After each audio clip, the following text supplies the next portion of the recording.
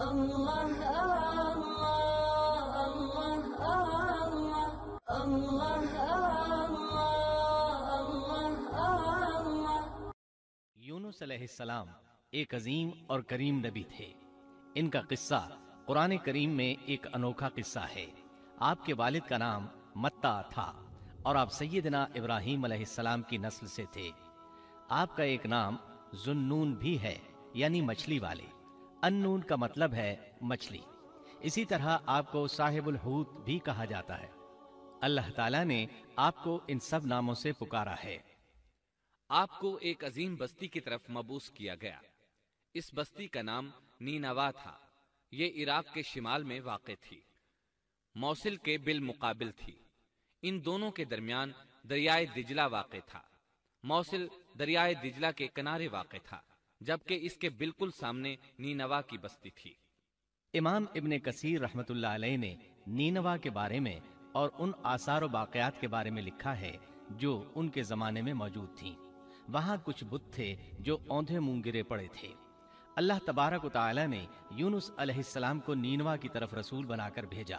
سورۃ الصافات آیت 139 میں ہے، وَإِنَّ يُونُسَ لَمِنَ الْمُرْسَلِينَ،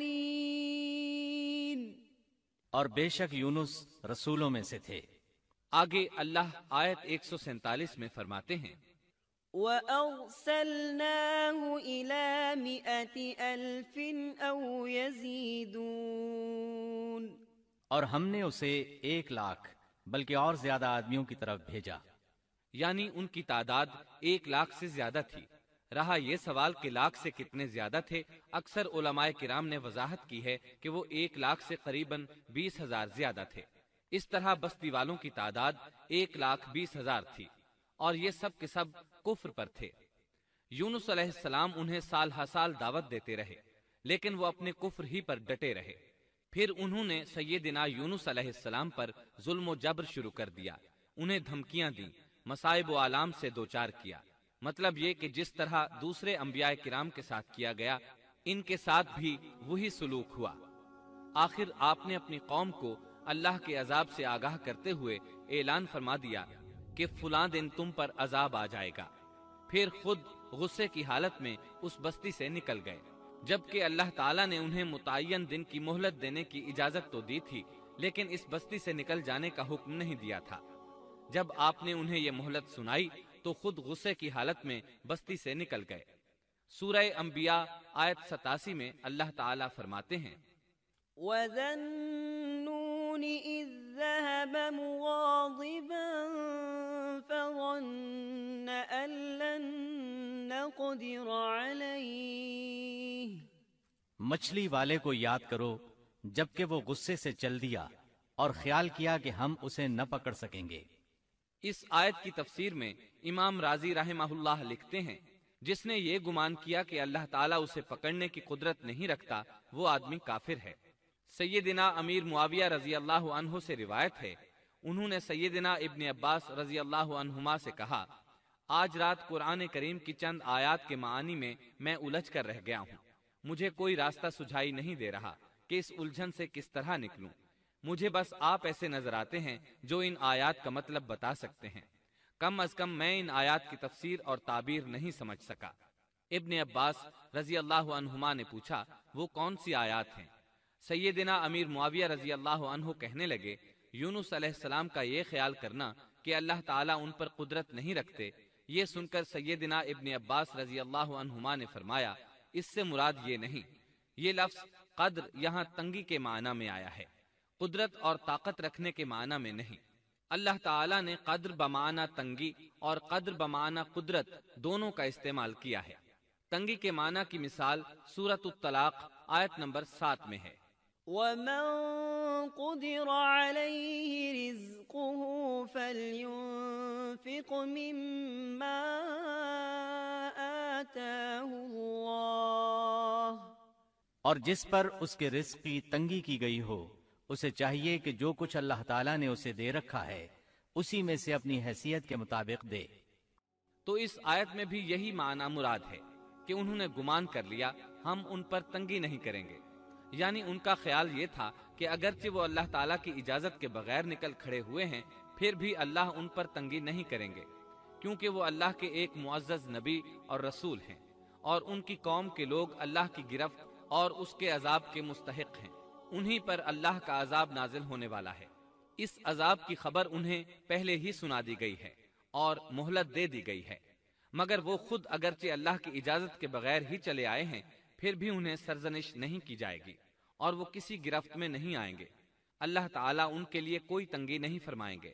اللہ تعالیٰ سورۃ الانبیاء آیت 87 میں فرماتے ہیں، فظن أن لن نقدر عليه اس نے خیال کیا کہ ہم اسے پکڑ نہیں سکیں گے۔ مطلب یہ کہ ہم انہیں کوئی سزا نہیں کریں گے اور ان پر کسی طرح کی تنگی نہیں کریں گے، اور وہ سمندر کی طرف چل دیے۔ انہی دنوں میں عذاب الہی کی کچھ علامات نینوا بستی پر ظاہر ہونا شروع ہو گئیں۔ ایک بہت بڑا سیاہ بادل ان کی طرف بڑھنے لگا۔ اس بادل میں آگ کے شعلے دکھائی دینے لگے۔ ان لوگوں نے یہ بادل ان متعین دنوں میں سے پہلے ہی دن دیکھ لیا۔ اس کو دیکھتے ہی وہ سمجھ گئے کہ جس طرح سیدنا یونس علیہ السلام نے انہیں آگاہ کیا تھا، یہ عذاب ان پر نازل ہو کر رہے گا، اور جو عذاب سیدنا لوط علیہ السلام کی قوم پر آیا تھا وہ اس کے بارے میں بھی اچھی طرح جانتے تھے۔ وہ بستی ان کی بستی کے قریب ہی تھی، اس لیے وہ ڈر گئے۔ ان کے سردار جمع ہوئے اور کہنے لگے، جیسے تم سے پہلے لوگوں پر عذاب اترا کرتے تھے، تم پر بھی یہ نازل ہو کر رہے گا، جلدی کرو، سب جمع ہو جاؤ۔ چنانچہ انہوں نے اس بات پر اتفاق کر لیا کہ سیدنا یونس علیہ السلام نے بالکل سچ فرمایا تھا۔ اللہ کی قسم، یہ بالکل وہی عذاب ہے، تم اللہ کے عذاب سے نجات نہیں پا سکو گے۔ اس سے بچنے کی ایک ہی صورت ہے کہ تم ایمان لے آؤ اور توبہ کر لو۔ اس طرح وہ سب کے سب ایمان لے آئے، لیکن سیدنا یونس علیہ السلام وہاں موجود نہیں تھے۔ ان کی عدم موجودگی میں یہ سب کے سب یعنی 1,20,000 افراد ایمان لے آئے۔ انہوں نے پیوند لگے کپڑے پہنے اور اللہ کے حضور عاجزی، انکساری اور آہوزاری شروع کر دی، رونے لگے، اللہ سے بخشش مانگنے لگے، پھر اسی حالت زار میں باہر کھلے میدان کی طرف نکل آئے۔ ان کے سرداروں نے سب کو الگ الگ کر دیا، یہاں تک کہ ماں اور بیٹے کو بھی جدا کر دیا۔ سب اپنی اپنی جگہ پر یعنی ماں اپنی جگہ پر اور بیٹا اپنی جگہ پر آہوزاری کرنے لگے تاکہ ان پر اللہ تعالیٰ کی رحمت نازل ہو جائے۔ یہ عذاب 3 دن تک ان کے سروں پر منڈلاتا رہا، اور یہ بھی مسلسل آہوزاری کرتے رہے، اپنی عاجزی ظاہر کرتے رہے، معافیاں مانگتے رہے۔ آخر کار اللہ تعالیٰ نے ان پر رحم و کرم فرما دیا اور عذاب کو ان سے پھیر دیا۔ اللہ تعالیٰ سورہ یونس آیت 98 میں فرماتے ہیں، فلولا كانت قرية آمنت فنفعها إيمانها إلا قوم يونس چنانچہ کوئی بستی ایمان نہ لائی کہ ایمان لانا اس کے لیے فائدہ مند ہوتا سوائے یونس کی قوم کے۔ مطلب یہ کہ سابقہ امتوں میں سے کسی کے بارے میں یہ سننے میں نہیں آیا کہ پوری قوم ایمان لے آئی ہو۔ تمام بستیوں میں ایک بھی بستی ایسی نہیں تھی، بس ایک یونس علیہ السلام کی قوم ایمان لے آئی۔ اللہ تعالیٰ سورہ یونس آیت 98 میں فرماتے ہیں، لما آمنوا كشفنا عنهم عذاب الخزي في الحياة الدنيا ومتعناهم إلى حين۔ جب وہ ایمان لے آئے تو ہم نے رسوائی کے عذاب کو دنیاوی زندگی میں ان پر سے ٹال دیا اور ان کو ایک وقت تک کے لیے زندگی سے فائدہ اٹھانے کا موقع دیا۔ مطلب یہ کہ ہم نے انہیں دنیاوی زندگی کا لطف اٹھانے کا موقع دیا۔ اب اس قوم پر قیامت کے دن تک عذاب نہیں اترے گا۔ علامہ ابن کثیر رحمت اللہ علیہ فرماتے ہیں، اس آیت کریمہ کا مفہوم یہ ہے کہ کسی بستی کے تمام باشندے کسی نبی پر کبھی ایمان نہیں لائے، یا تو سب نے کفر کیا یا پھر اکثر نے کفر کیا، لیکن یونس علیہ السلام کی قوم واحد ایسی قوم ہے جو تمام کی تمام عذاب الہی کے آثار دیکھ کر ایمان لے آئی۔ سابقہ ادوار میں جتنی بھی بستیاں گزریں ان میں اہل ایمان کے ساتھ یا تو کفار رہے ہیں یا ان میں منافقین بھی رہے ہیں، سوائے یونس علیہ السلام کی قوم کے وہ سب کے سب کافر تھے، پھر سب کے سب ایمان لے آئے۔ یہ اللہ تعالیٰ کے عجائبات میں سے ہے اور اس کی قدرت اور رحمت کی نشانیوں میں سے ہے۔ اب دوسری طرف کی سنیے، یونس علیہ السلام کو کچھ معلوم نہیں تھا کہ ان کی قوم کے ساتھ کیا ہوا۔ آپ تو غصے کی حالت میں بستی سے نکل کر سمندر کی طرف چلے آئے تھے۔ آپ ایک کشتی کی طرف آئے، اس میں سواریاں اور ساز و سامان لدا ہوا تھا۔ اللہ تعالیٰ سورۃ الصافات آیت 140 میں فرماتے ہیں، إذ أبق إلى الفلك المشحون جب وہ بھاگ کر بھری کشتی پر پہنچے۔ کشتی روانہ ہوئی، موجیں اٹھیں، سمندر میں طغیانی آئی، یوں لگتا تھا کہ بس ابھی غرق ہوئے۔ کہنے لگے بوجھ ہلکا کرو، اپنا ساز و سامان سمندر میں پھینک دو۔ چنانچہ انہوں نے اپنا اپنا ساز و سامان سمندر میں پھینک دیا۔ اس طرح کشتی کچھ ہلکی ہو گئی، لیکن ضرورت کے مطابق ہلکی نہ ہو سکی۔ اب وہ کہنے لگے کسی کو سمندر میں گرانا ضروری ہے تاکہ کشتی مزید ہلکی ہو جائے، ورنہ یہ ڈوب جائے گی۔ جلدی کرو، قرع ڈالو۔ جس کے نام کا قرع نکلتا جائے اسے سمندر میں گراتے جاؤ، اور بار بار یہ عمل دہراتے جاؤ یہاں تک کہ کشتی ہلکی ہو جائے۔ چنانچہ قرع ڈالا گیا۔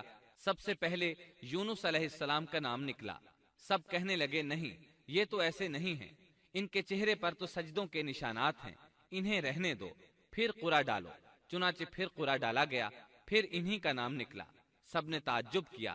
تیسری مرتبہ پھر قرع ڈالا گیا، اس بار پھر یونس علیہ السلام ہی کا نام نکلا۔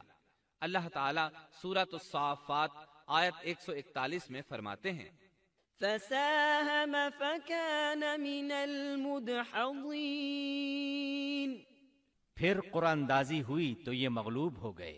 ہر بار انہی کا نام نکلا۔ آخر کار ان لوگوں نے انہیں پکڑ کر سمندر میں گرا دیا۔ فالتقمه الحوت تو پھر انہیں مچھلی نے نگل لیا۔ ہوت بڑی مچھلی کو کہتے ہیں۔ اللہ تعالیٰ نے ہوت کو القاء فرمایا، انہیں کھانا نہیں، نہ ان کے جسم کو کوئی گزند پہنچے۔ یہ اس مچھلی کو اللہ تعالیٰ کے احکامات تھے۔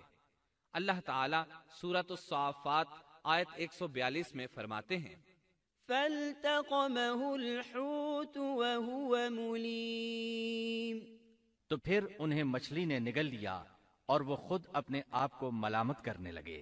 یعنی وہ سمجھ گئے کہ بار بار جو ان کا نام قرآن اندازی میں نکلتا رہا ہے تو وہی مقصود ہیں۔ چنانچہ خود کو ملامت کرنے لگے، اور یہ ملامت توبہ کی ابتدا ہے کہ انسان خود کو ملامت کرتا ہے۔ اب یونس علیہ السلام مچھلی کے پیٹ میں تھے۔ اللہ کی قدرت، آپ مچھلی کے پیٹ میں 3 دن تک رہے۔ بعض روایات میں 7 دن اور زیادہ سے زیادہ مدت 40 روز آئی ہے۔ آپ نے مچھلی کے پیٹ میں اللہ تعالیٰ کو پکارا۔ اللہ سورۃ الانبیاء آیت 87 میں فرماتے ہیں، فنادى في الظلمات آخر کار وہ اندھیروں کے اندر سے پکار اٹھے۔ علماء نے یہاں 3 اندھیروں کا ذکر کیا ہے، مچھلی کے پیٹ کا اندھیرا، سمندر کا اندھیرا اور رات کا اندھیرا۔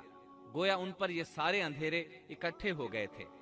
اللہ سورۃ الصافات آیت 143 اور 144 میں فرماتے ہیں، فلولا أنه كان من المسبحين للبث في بطنه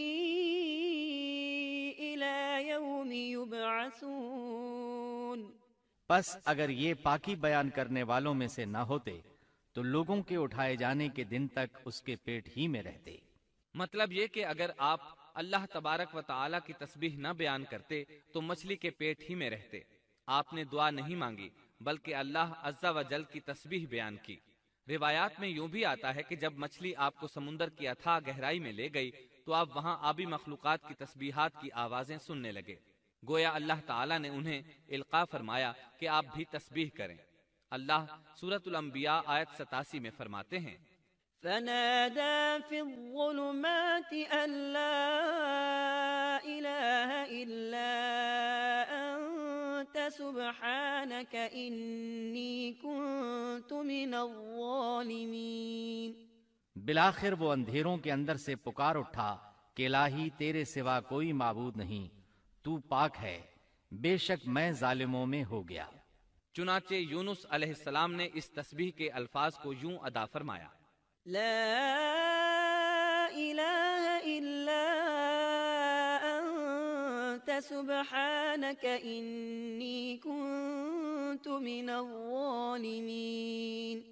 امام احمد، امام ترمذی، امام نسائی اور دیگر ائمہ رحمہم اللہ نے یہ حدیث نقل کی ہے کہ یونس علیہ السلام کی وہ دعا جو انہوں نے مچھلی کے پیٹ میں مانگی تھی وہ یہی ہے: لا إله إلا أنت سبحانك إني كنت من الظالمين. جو بھی مسلمان یہ دعا اپنی کسی حاجت میں مانگے گا اللہ تعالیٰ اس کی دعا ضرور قبول فرمائے گا. یہ دعائے مستجاب ہے، مقبول دعاؤں میں سے ہے. اسی دعا کے بعد اللہ تعالیٰ نے یونس علیہ السلام کو اس پریشانی سے نجات عطا فرمائی. اللہ سورۃ الانبیاء آیت 88 میں فرماتے ہیں: فاستجبنا له ونجيناه من الغم وكذلك ننجي المؤمنين. تو ہم نے اس کی پکار سن لی اور اسے غم سے نجات دے دی، اور ہم ایمان والوں کو اسی طرح بچا لیا کرتے ہیں. ایک صحابی نے نبی کریم صلی اللہ علیہ وسلم سے پوچھا: اے اللہ کے رسول صلی اللہ علیہ وسلم، یونس علیہ السلام نے جو دعا مچھلی کے پیٹ میں مانگی کیا وہ صرف انہی کے لیے تھی یا ان کے بعد اہل ایمان کے لیے بھی ہے؟ تو آپ نے فرمایا: یہ دعا یونس علیہ السلام کے لیے خاص تھی اور سب اہل ایمان کے لیے عام ہے. کیا تم نے اللہ تعالیٰ کا یہ فرمان نہیں سنا؟ وَكَذَلِكَ نُنْجِي الْمُؤْمِنِينَ. اور ہم ایمان والوں کو اسی طرح بچا لیا کرتے ہیں. جو بھی اس دعا کو پڑھے گا اللہ اسے رنج و غم سے نجات دیں گے. ایک قول کے مطابق تقریباً 40 روز آپ کی شب و روز یہی دعا رہی. اس مدت کے ختم ہونے پر اللہ تعالیٰ نے آپ کی دعا کو قبولیت بخشی. مچھلی ساحل پر پہنچی، انہیں کنارے پر ڈالا اور واپس چلی گئی. اس بات کو اللہ تعالیٰ نے سورۃ الصافات آیت 145 میں یوں بیان فرمایا ہے: فَنَبَذْنَاهُ بِالْعَرَاءِ وَهُوَ سَقِيمٌ. پس اسے ہم نے چٹیل میدان میں ڈال دیا اور وہ اس وقت بیمار تھے. آپ وہاں اسی طرح لیٹے رہے.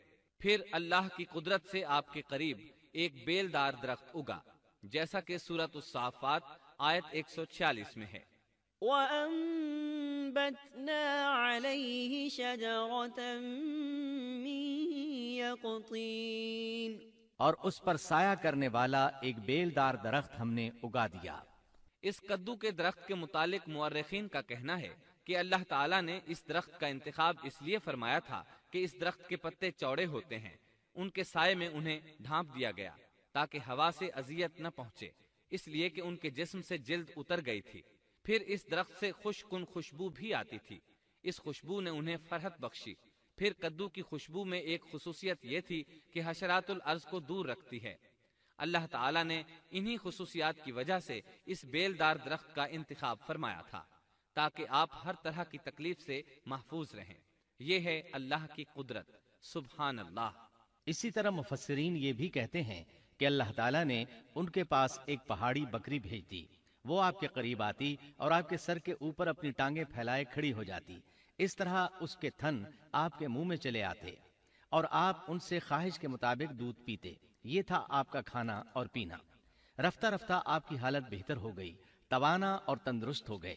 پھر آپ اٹھنے کے قابل ہو گئے، اور یہ سب اللہ تعالیٰ کی مہربانی سے ہوا. جب آپ کی صحت لوٹ آئی تو اللہ تعالیٰ نے آپ کو پھر آپ کی قوم کی طرف بھیجا، جیسا کہ سورۃ الصافات آیت 148 میں ہے: وَأَرْسَلْنَاهُ إِلَى 100,000 أَوْ يَزِيدُونَ فَآمَنُوا فَمَتَّعْنَاهُمْ إِلَى حِينٍ. اور ہم نے اسے 1,00,000 بلکہ اور زیادہ آدمیوں کی طرف بھیجا، پس وہ ایمان لے آئے اور ہم نے انہیں ایک زمانے تک عیش و عشرت دی. وہ سب کے سب آپ پر ایمان لے آئے تھے. اللہ تعالیٰ نے اس قصے کے ذریعے نبی کریم صلی اللہ علیہ وسلم کو اشارہ فرمایا ہے کہ دعوت دیتے ہوئے اکتانا نہیں. اللہ سورۃ القلم آیت 48 میں فرماتے ہیں: وَلَا تَكُن كَصَاحِبِ الْحُوتِ. اور مچھلی والے کی طرح نہ ہو جائیے. ان لوگوں کو دعوت حق دیتے رہیے. دیکھیے وہ سال ہر سال دعوت دیتے رہے لیکن اکتائے نہیں، ان سے مایوس نہیں ہوئے. ان کی پوری بستی میں سے ایک بھی ان پر ایمان نہیں لایا تھا، لیکن جب ان سے مایوس ہو گئے تو انہیں اللہ کے عذاب سے آگاہ کر دیا اور منہ پھیر کر چل دیے، تو وہ سب کے سب ایمان لے آئے۔ اللہ تعالی سورۃ القصص آیت 56 میں فرماتے ہیں، إنك لا تهدي من أحببت ولكن الله يهدي من يشاء۔ آپ جسے چاہیں ہدایت نہیں دے سکتے، بلکہ اللہ تعالیٰ ہی جسے چاہتا ہے ہدایت دیتا ہے۔ اس قصے میں بہت بڑا سبق ہے کہ کسی بھی حالت میں اللہ کی رحمت سے مایوس نہیں ہونا چاہیے، اور نہ ہدایت کے معاملے میں اپنی ذات پر بھروسہ کرنا چاہیے۔ ہدایت تو بس صرف اللہ تعالیٰ ہی کی طرف سے ہے، آپ کے ذمے تو پیغام حق پہنچا دینا ہے۔ اللہ سبحانہ و تعالیٰ کے ذمے ہدایت سے نوازنا ہے۔ اللہ تعالیٰ نے انہیں پاک صاف بنا دیا، انہیں چن لیا۔ اللہ خود ہی سورۃ القلم آیت 50 میں وضاحت فرماتے ہیں، فاجتباه ربه فجعله من الصالحين۔ اسے اس کے رب نے پھر نوازا اور اسے نیک لوگوں میں کر دیا۔ امام مسلم نے ایک حدیث روایت کی ہے کہ نبی کریم صلی اللہ علیہ وسلم نے فرمایا، لا ينبغي لعبد أن يقول أنا خير من يونس بن متى۔ تم میں سے کوئی شخص ہرگز یہ نہ کہے کہ میں یعنی محمد یونس بن متی سے بہتر ہوں، یعنی یوں نہ کہے کہ میں سیدنا یونس علیہ السلام سے افضل ہوں، وہ اس طرح کہ وہ تو اپنی قوم کے ایمان لانے سے مایوس ہو گئے تھے اور میں مایوس نہیں ہوں۔ اس طرح بالکل نہ کہے، کیونکہ بالآخر اللہ تعالیٰ نے آپ کو چن لیا اور برگزیدہ بنا لیا اور صالحین میں داخل کر لیا۔ اس واقعے میں نبی کریم صلی اللہ علیہ وسلم کو جو ہدایت دی گئی ہے اس کا ذکر سورۃ القلم آیت 41 میں آتا ہے، فاصبر لحكم ربك ولا تكن كصاحب الحوت۔ پس تو اپنے رب کے حکم کا صبر سے انتظار کر اور مچھلی والے کی طرح نہ ہو جا۔ مطلب یہ کہ یونس علیہ السلام کی مانند نہ ہو جائیے جو اپنی قوم کے ایمان لانے سے مایوس ہو گئے تھے۔ یقیناً دین کی دعوت اور حق کے پرچار میں یہ بہت عظیم سبق ہے کہ داعی الی اللہ کو کبھی مایوس نہیں ہونا چاہیے۔ اللہ اللہ اللہ اللہ اللہ اللہ